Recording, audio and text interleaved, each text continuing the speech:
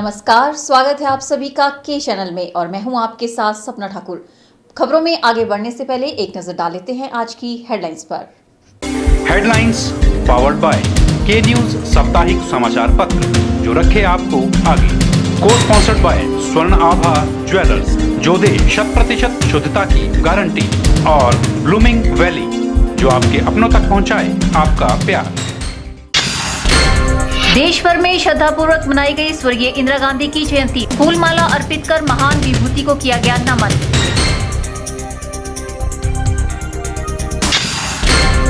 चंबा में फिर पकड़े 7.5 लाख रुपए के नोट, 2 लोग हिरासत में। बनीखेत नाके पर कांगड़ा निवासी की कार से बरामद किए गए पुराने नोट।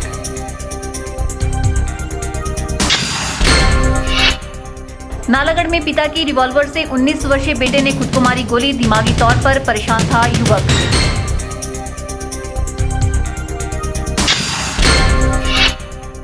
और हिमाचल के मात्र 3% लोगों को है बैंकिंग लोकपाल की जानकारी के लिए लगाए जा रहे हैं शिविर। देश की प्रथम महिला प्रधानमंत्री स्वर्गीय इंदिरा गांधी की जयंती देश भर में कौमी एकता दिवस के रूप में मनाई गई। इस दिन सभी प्रशासनिक अधिकारियों ने देश की आजादी और अखंडता को बनाए रखने की शपथ ग्रहण की। वहीं हमीरपुर में भी कांग्रेसी नेताओं ने इंदिरा गांधी की तस्वीर पर अपने श्रद्धा सुमन अर्पित किए। पूर्व प्रधानमंत्री एवं देश की पहली महिला प्रधानमंत्री स्वर्गीय श्रीमती इंदिरा गांधी के जन्म दिवस को एक और जहां प्रशासनिक अधिकारियों ने कौमी एकता दिवस के रूप में मनाकर देश की आजादी और अखंडता को बनाए रखने की कसम खाई, वहीं कांग्रेसी नेताओं ने भी अपनी पार्टी की महान नेताओं ने स्वर्गीय इंदिरा गांधी की तस्वीर पर फूल मालाएं चढ़ाकर अपने श्रद्धा सुमन अर्पित किए। इस मौके पर कांग्रेसी नेताओं ने स्वर्गीय इंदिरा गांधी द्वारा बताए मार्गों पर चलने का संकल्प लिया और उनके द्वारा किए गए सराहनीय कार्यों को याद किया। माननीय पूर्व प्रधानमंत्री श्रीमती इंदिरा गांधी जी की जयंती थी। उसके उपलक्ष्य में आज जिला कांग्रेस कमेटी हमीरपुर सामूहिक रूप से सेवा दल और अन्य फ्रंटल ऑर्गेनाइजेशन ने संयुक्त तौर पर इसका कार्यक्रम का आयोजन किया और सभी पदाधिकारियों ने आज उनके बताए हुए मार्गदर्शन पर चलने का दृढ़ संकल्प लिया और साथ में ही कांग्रेस की मजबूती के लिए आने वाले कल में जो है संगठन और मजबूती के साथ कार्य करेगा और उनके बताए हुए मार्गदर्शन पर चलने की संकल्प लिया। याद रहे कि स्वर्गीय इंदिरा गांधी देश की प्रथम महिला प्रधानमंत्री थी और उन्होंने बैंकों का राष्ट्रीयकरण करने के साथ ही कई सराहनीय कार्य किए, जिन्हें देश सदैव याद रखेगा। इस अवसर पर पूर्व विधायक कुलदीप पठानिया, कांग्रेस सेवा दल के जिला अध्यक्ष मदन लाल कौंडल, रामचंद्र पठानिया, अनिल, सुनील, कमल पठानिया और अनिल श्याम व जिला के अन्य कार्यकर्ता भी मौजूद रहे। के चैनल के लिए हमीरपुर से नवनीत पत्ता की रिपोर्ट। नोटबंदी के बाद हिमाचल में 500 व 1000 के पुराने नोटों को पकड़ने का सिलसिला जारी है। चंबा के बनीखेत टोल टैक्स बैरियर पर फिर से 7.5 लाख के 500 और 1000 के पुराने नोट जब्त किए गए हैं। पुलिस ने जब डलहौजी से कांगड़ा के इंदौरा की तरफ जा रही एक स्विफ्ट डिजायर को रोका तो वह नकदी के दस्तावेज नहीं दिखा सके। डलहौजी पुलिस ने बनीखेत टोल बैरियर के समीप नाके के दौरान एक स्विफ्ट डिजायर गाड़ी से 500 व 1000 के नोट के 7.5 लाख रुपए बरामद किए। अधिक जानकारी देते हुए एएसआई सतपाल शर्मा ने बताया कि पुलिस दल द्वारा बनीखेत टोल टैक्स बैरियर के पास नाका लगाकर सभी गाड़ियों को चेक किया जा रहा था, जिसमें नाके के दौरान एक स्विफ्ट डिजायर गाड़ी से 500 व 1000 के नोटों के 7.5 लाख रुपए बरामद किए गए। वाहन में 2 व्यक्ति सवार थे। पुलिस ने जब इनसे पकड़ी गई धनराशि के बारे में पूछा तो ये संतोषजनक जवाब नहीं दे पाए, जिस पर पुलिस ने उपरोक्त धनराशि को अपने कब्जे में लेकर आगामी कार्रवाई शुरू कर दी है। आज हमने सिक्योरिटी की मदद से बनीखेत टोल टैक्स बैरियर पे ट्रैफिक चेकिंग के लिए नाका लगाया था। तो दिन में एक गाड़ी HP 38C 7283 जो कि डलहौजी से इंदौरा की तरफ जा रही थी, उसको चेक किया तो गाड़ी की ड्राइवर सीट के नीचे नोटों से भरा हुआ एक कैरी बैग मिला। तो चेक किया तो उसमें 500 के नोट के 5 बंडल 5 लाख और 500 नोट के 5 बंडल कुल 2.5 लाख व 1000 के नोट के 5 बंडल 5 लाख कुल 7.5 लाख रुपया इनसे बरामद हुआ है। ये कैश किसी भी अपराध में शामिल हो सकता है, इसलिए हमें संदेह के आधार पर अंडर सेक्शन 102 CRPC में इस कैश को कब्जा पुलिस में लिया है, जिसकी सूचना हम अफसर विभाग को दे रहे हैं और अदालत में भी इसकी सूचना दी जा रही है। गौरतलब है कि इससे पहले भी डलहौजी पुलिस ने बनीखेत टोल टैक्स बैरियर पर 21,64,000 रुपए की ब्लैक मनी को बरामद किया है, जबकि जिला चंबा के ही चुवाड़ी में पुलिस को 8.5 लाख रुपए की ब्लैक मनी बरामद करने में सफलता मिल चुकी है। के चैनल के लिए डलहौजी से बॉबी सिंह की रिपोर्ट। खुला शौच मुक्त घोषित हिमाचल में स्वच्छता बनाए रखने के लिए प्रदेश सरकार ने बड़ा फैसला लिया है। पंचायत प्रतिनिधि और महिला मंडल सप्ताह में एक बार लोगों के घरों में बने शौचालय का निरीक्षण करेंगे और हर माह ग्रामीण विकास विभाग को इसकी रिपोर्ट देनी होगी। गंदगी पाए जाने पर पहली बार चेतावनी और दूसरी बार 1,000 रुपए तक जुर्माना किया जाएगा। सरकार ने जुर्माना लगाने की शक्तियां देने के साथ ही पंचायतों को हर माह स्वच्छता की रिपोर्ट ग्रामीण विकास विभाग को भेजने के निर्देश दिए हैं। घर के आसपास गंदगी होने पर भी भवन मालिक के खिलाफ कार्रवाई की जाएगी। पंचायत प्रतिनिधि और महिला मंडल खुले में शौच करने वालों पर भी नजर रखेंगे। पकड़े जाने पर इन्हें दंडित किया जाएगा। यही नहीं, अगर घर से 10 मीटर की दूरी पर भी गंदगी फैली मिली तो इसके लिए भवन मालिक जिम्मेदार होगा। पंचायतों में जब भी ग्राम सभा होगी उसमें विकास कार्यों की शेल्फ के साथ साथ स्वच्छता रिपोर्ट पर भी चर्चा होगी। इसमें लोगों को जुर्माने, कार्यवाही और साफ सफाई को लेकर नए कदम उठाने के बारे में बताया जाएगा। प्रदेश सरकार ने परिवार अलग होने के नियम कड़े कर दिए हैं। अब शौचालय की स्थिति में ही पंचायत परिवार रजिस्टर में लोगों के अलग होने का पंजीकरण हो सकेगा। हिमाचल में ऐसे परिवार हैं जिनमें भाई एक ही परिवार और घर में रहते हैं, लेकिन परिवार रजिस्टर में इनकी एंट्री अलग अलग दर्शाई गई है। परिवार में अलग अलग शौचालय होने की स्थिति में अलग परिवार का पंजीकरण होगा। ग्रामीण विकास विभाग ने पंचायतों को इस बारे में आदेश जारी कर दिए हैं। जारी आदेशों के मुताबिक जब पंचायत से कोई भी व्यक्ति परिवार रजिस्टर में अपना परिवार अलग करना चाहेगा, आवेदन के बाद पंचायत प्रधान या सचिव घर का निरीक्षण करेंगे।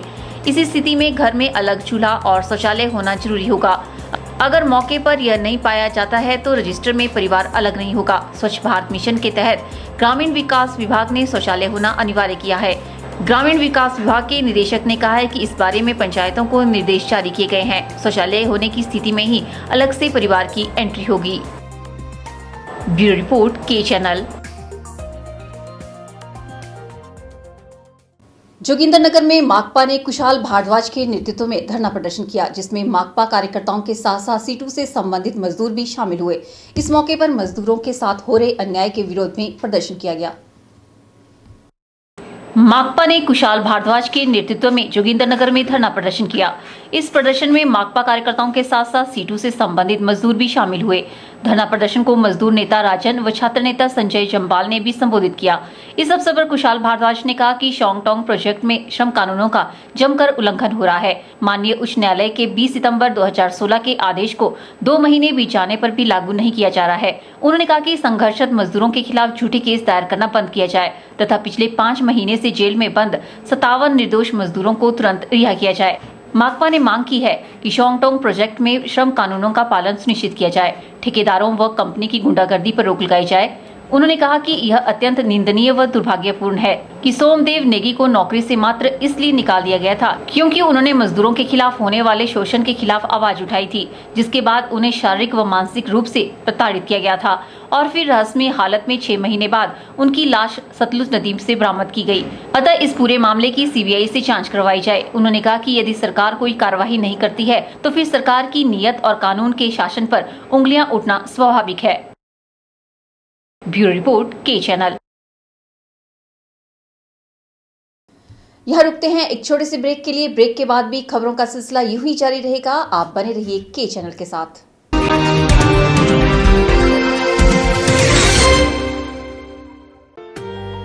Sachdeva college Mandi Paddal coaching centre में army GD clerk, army technical, army nursing assistant, army tradesman, army DSP की कोचिंग स्टार्ट हो गई है। इसके साथ ही shortcut coaching methodology for GK, Hindi, maths, English and general science, topic wise test और मॉक टेस्ट की तैयारी भी करवाई जाती है। तो सुनहरी भविष्य के लिए आज ही संपर्क करें सचदेवा कॉलेज मंडी, हिमाचल प्रदेश।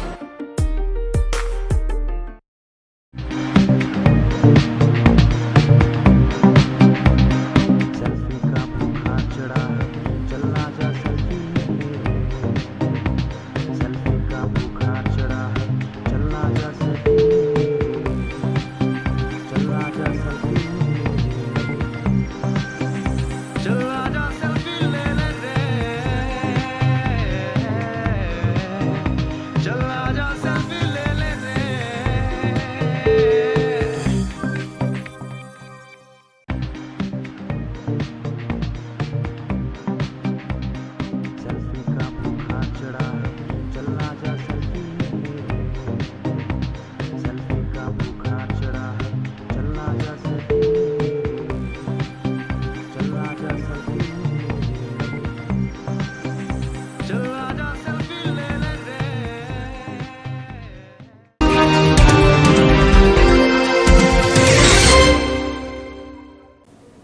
मंडी में अब डेंगू थमने का नाम नहीं ले रहा है। क्षेत्रीय अस्पताल मंडी में इस महीने अब तक डेंगू के 4 मामले पॉजिटिव पाए गए हैं।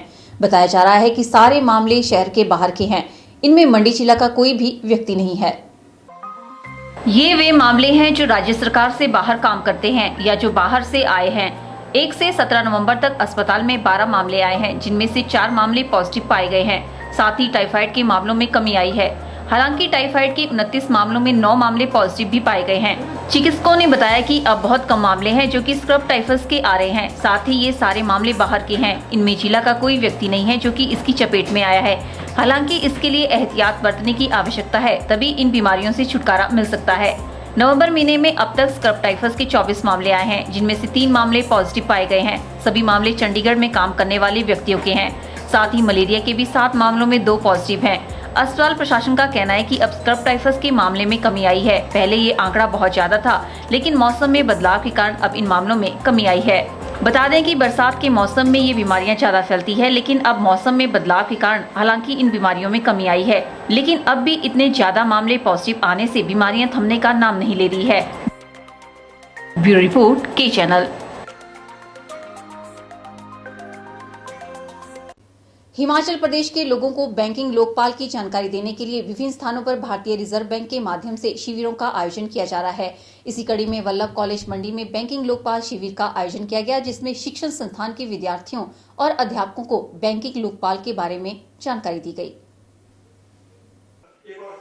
भारतीय रिजर्व बैंक की बैंकिंग लोकपाल योजना 2006 बैंक ग्राहकों को बैंकिंग की सेवाओं से संबंधित शिकायतों के समाधान और उनका संतोषजनक हल ढूंढने के लिए एक मंच प्रदान करती है। बैंकिंग लोकपाल में वाणिज्य बैंक, क्षेत्रीय बैंक और प्राथमिक सहकारी बैंकों के विरुद्ध शिकायत की जा सकती है। जमा खातों में लेन देन, खाता खोलने या बंद करने से इंकार या देरी करना, ग्राहकों को बिना बताए सेवा प्रभार लगाना, अन्य किसी भी बैंकिंग सेवाओं से संबंधित शिकायत बैंकिंग लोकपाल में की जा सकती है। हिमाचल की अगर बात करें तो बीते वर्ष में हिमाचल से मात्र 3% शिकायतें ही आरबीआई के चंडीगढ़ स्थित बैंकिंग लोकपाल को पहुंची है। इसके तहत हिमाचल प्रदेश के लोगों को बैंकिंग लोकपाल की जानकारी देने के लिए विभिन्न स्थानों पर भारतीय रिजर्व बैंक के माध्यम से शिविरों का आयोजन किया जा रहा है। इसी कड़ी में वल्लभ कॉलेज मंडी में बैंकिंग लोकपाल शिविर का आयोजन किया गया, जिसमें शिक्षण संस्थान के विद्यार्थियों और अध्यापकों को बैंकिंग लोकपाल के बारे में जानकारी दी गई। जानकारी देने के बाद बैंकिंग लोकपाल से संबंधित प्रश्न भी पूछे गए और सही उत्तर देने वाले को सम्मानित भी किया गया।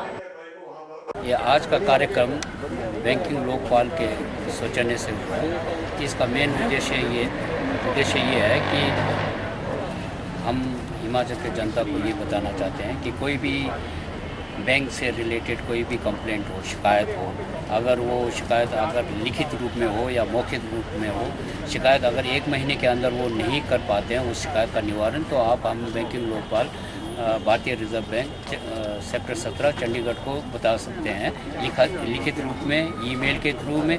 और अगर आप ये कि लिखित और ईमेल के थ्रू नहीं दे सकते हैं तो आप उसके फ़ोन के माध्यम से भी शिकायत दर्ज कर सकते हैं और 1 महीने के अंदर इस शिकायत का निवारण होगा।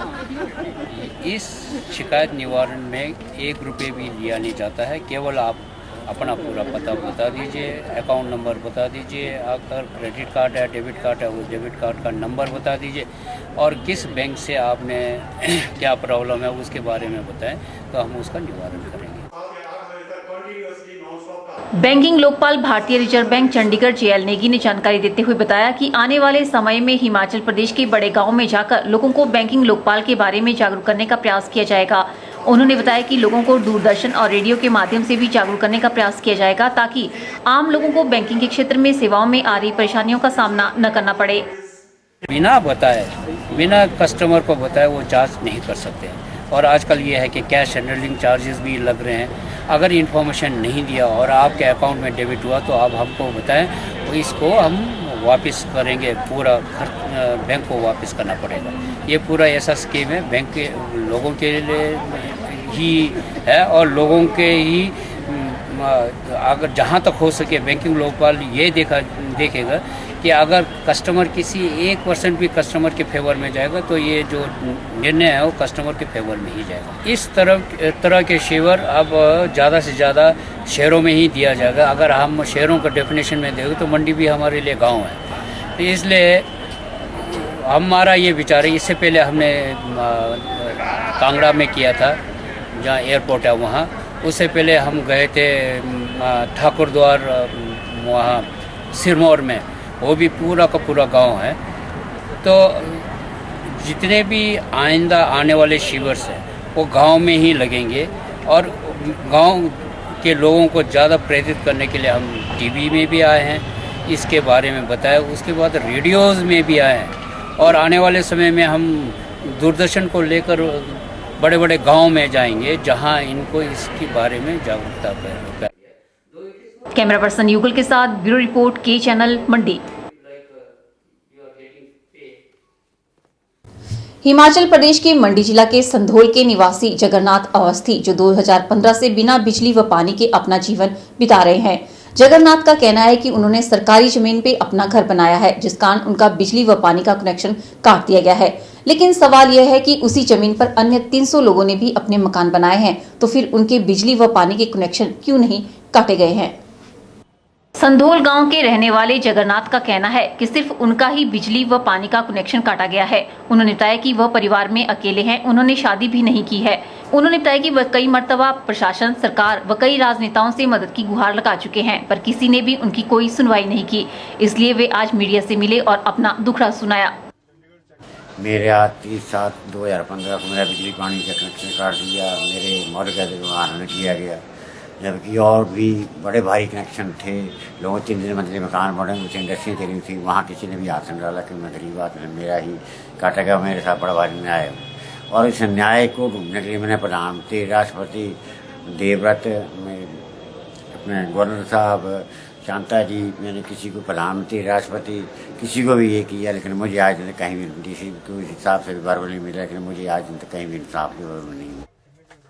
अब देखना ये होगा कि प्रशासन या सरकार जगन्नाथ के पक्ष में कोई निर्णय लेते हैं या उनके साथ संधोल के 300 परिवारों पर भी कोई काज गिरती है। क्यों नहीं काटे गए उन 300 परिवारों के कनेक्शन, यह एक बड़ा सवाल है। के चैनल के लिए हमीरपुर से नवनीत पत्ता की रिपोर्ट। फिलहाल के चैनल में वक्त तो चला है एक और ब्रेक का, आप देखते रहिए के चैनल।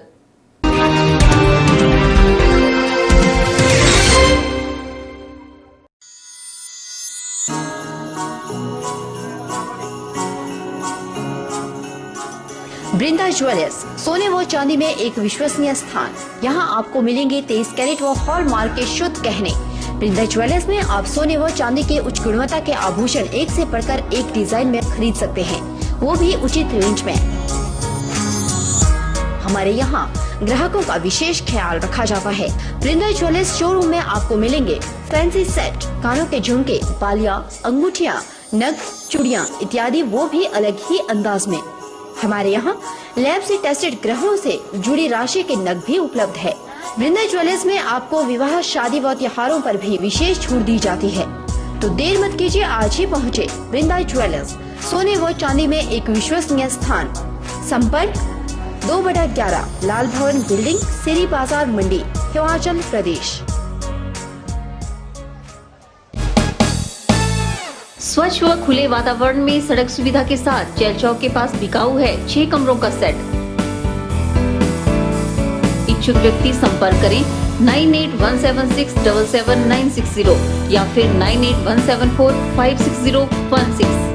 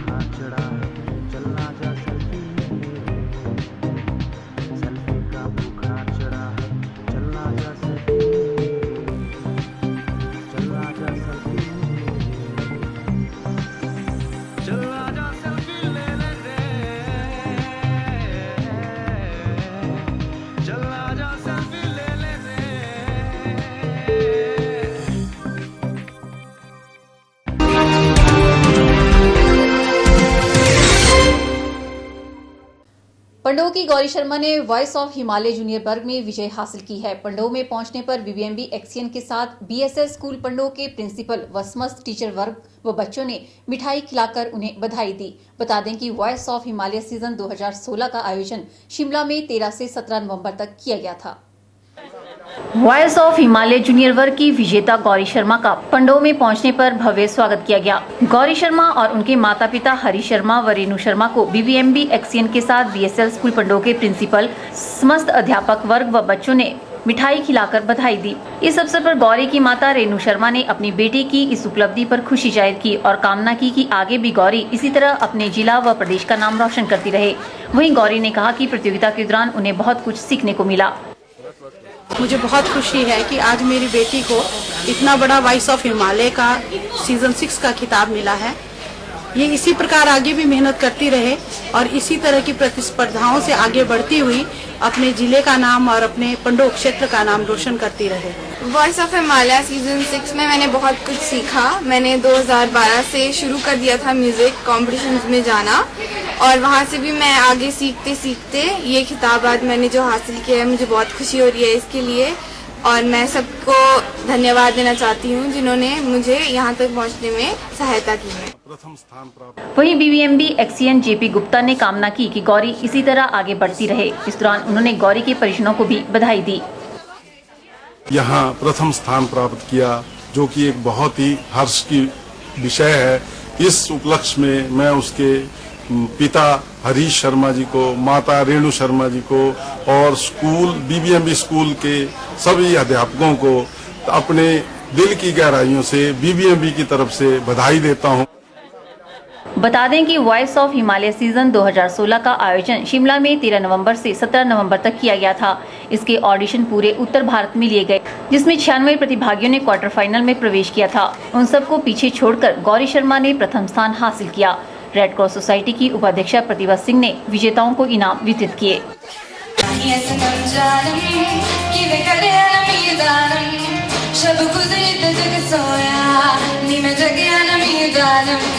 मेरी माही सनम जानम कि मैं करे आनमी दानम जब गुजरी तो जग सोया नी मैं जगे आनमी दानम नी मैं कमली कमली नी मैं कमली कमली नी मैं कमली कमली मेरे यार नी मैं कमली कमली नी मैं कमली कमली नी मैं कमली कमली मेरे यार दिल को कर गया तू दरिया दरिया मेरे यार अखियां मोहल्ले में हर शाम तेरा आलम शब गुजरी ते जग सोया नी मैं जगे आनमी दानम मेरी माही सनम जानम कि मैं करे आनमी दानम शब गुजरी ते जग सोया नी मैं जगे आनमी दानम। के चैनल के लिए पंडोह से देशराज ठाकुर की रिपोर्ट।